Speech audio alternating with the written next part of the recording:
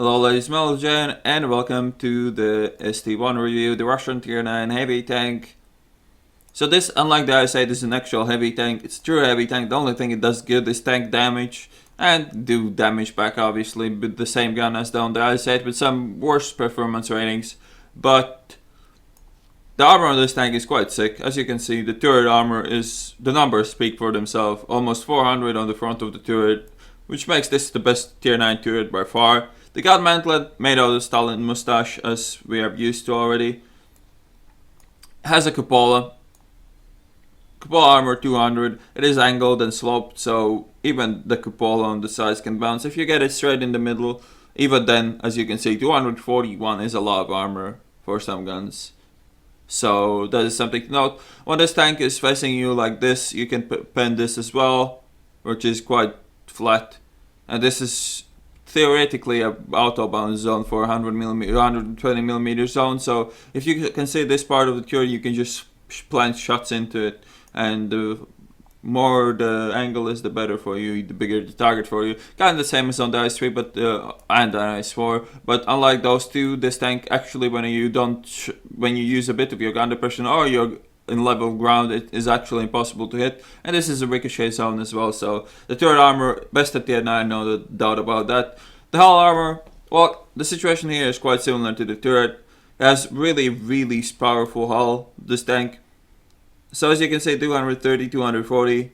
Upper plate is mostly, well, tier 10 TDs will pen it, and if you angle it too much, then people will pen it on this shoulder plates.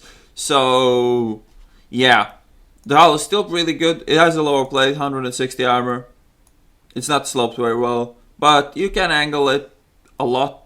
Well, not that much, but you can angle it to like 200 armor. So you can try to bounce like, for instance, tier 8s and shit. Like if you angle like this, you more or less effectively can bounce everything that has less than 240 pen. So this is a really powerful way to angle this tank. As you can see, the side armor is really good as well here. And that is not actually penetration, I don't believe. Or is it? Maybe it is. Well, whatever. The armor is really strong on this one. The side of the turret is also very slow, very powerful. If you have this turret's side angled, you should try to flatten out the angles before you shoot it, because as you see, the armor on the side of the turret is a bit ridiculous. That's something to note as well. And yeah, the tank is slow as shit. There's a lot of hidden stats here that are not shown in games, so they're kind of selling you lies with this tank. Yes, like, entry power on this tank is not that bad. As you can see, 11.48 power to weight, which is much better than, for instance, on the A75, which is 9.83. But the A75 will feel much more mobile because these stats.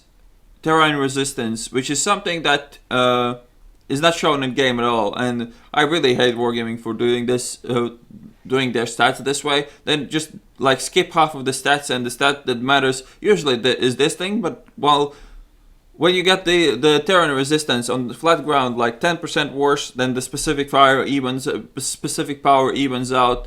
On medium terrain, it's even more than 10%, and on soft terrain, it's a lot. It's really bad. This tank is really poor mobility in like swamps or water. It can barely fucking turn, and it's really annoying. But other than that, the STI is a really powerful tank. The gun can be trolled, but let's see more of that in the replay. Oh yeah, and I just call it an STI. This tank is famous for being like ST1 STI. It's an ST1 because Russians don't have letter I in their alphabet, but since they wrote it like an I tend to call it STI don't give a shit, which is a nice way to approach things, but yeah, it's an ST1. Whatever, playing Himmelsdorf, top tier, always good to be top tier in this tank. The enemy tier 8s and 7s will struggle to pen your weak spots, while you can just auto-aim like their hull and you're gonna be fine with this gun. So, as you can see, the tank climbs like shit, even though this is a city map where it is supposed to be a really mobile compared to other tier 9 heavy tanks, but it really struggles way more on soft terrain and medium terrain. Well, whatever, let's talk about the gun. So it gets a 122mm M62 T2, which is basically the same gun as the IS-8 uses, with some differences. So Same alpha, 440, same penetration, 258.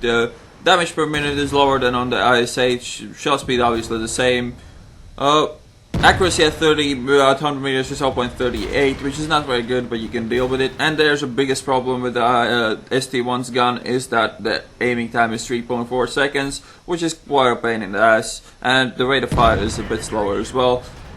On the good side though, the gun depression on the ST1 is not -6 as I said before, it's -8, which makes this tank even so much better. And the elevation is 16, and obviously the turret goes all the way around. When you stop with this tank to shoot, when you draw forwards and stop to shoot, this tank takes fucking ages to aim, and it can be really annoying.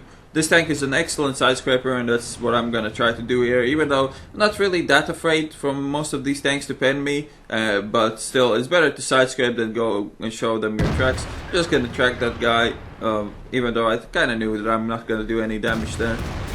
So the combination, this turret plus the really decent gun, makes this one of the best tier 9 radio heavy tanks.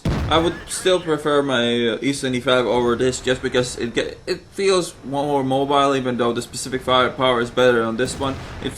The E75 feels more mobile just because it doesn't have those shitty hidden stats that you can't really do anything about. So what equipment to use on the ST1?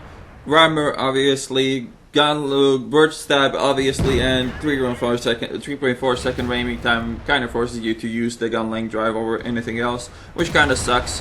Having 380 meter view range is a bit of a pain as well when you need to fight on open maps. And this tank is not really good for that at all because of the poor view range, poor mobility on medium terrain, poor mobility on soft terrain. It really struggles a lot on the open big maps like any really big map, Sand River, Kampinovka. LO Loop is pretty good because there's some spots where you can go down, haul down, but it requires not having any RD in the enemy team. But yeah, obviously the ST1 is the best at tier, when you're the top tier. It doesn't really care that much. I mean, the chance of you getting penetrated obviously is higher when you fight against tier 10s, but still the armor can hold out. You just have to try to hide your lower plate and wiggle your turret. It's not that easy to wiggle this turret because, as stated, the tank is quite slow, and I've had some ridiculous games where like an IS-7 snapshots my cupola like 5 times in a row and I die. But most of the time the turret is gonna hold up pretty nicely for you, even if it won't be every game. Putting a shot in this ST1 instead of the IS-3, and IS-3's turret falls off. A question that's almost as famous as 30 or Yak-132 is ST1 or E75. My book E75 is better, it feels more mobile, it has better gun in my opinion. The penetration can be a bit of an issue on the E75, but if you're used to it, you can do a lot of good things in the E75. It has around the same DPM as the ST1 with more alpha damage, longer reload obviously.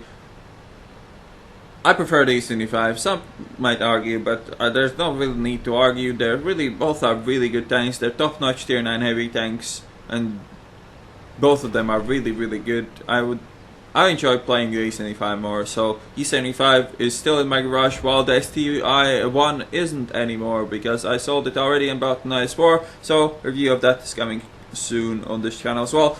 Cruise skill wise, 6 cents, repairs, snapshot, smooth ride, all the good stuff really. Nothing too much, too special here.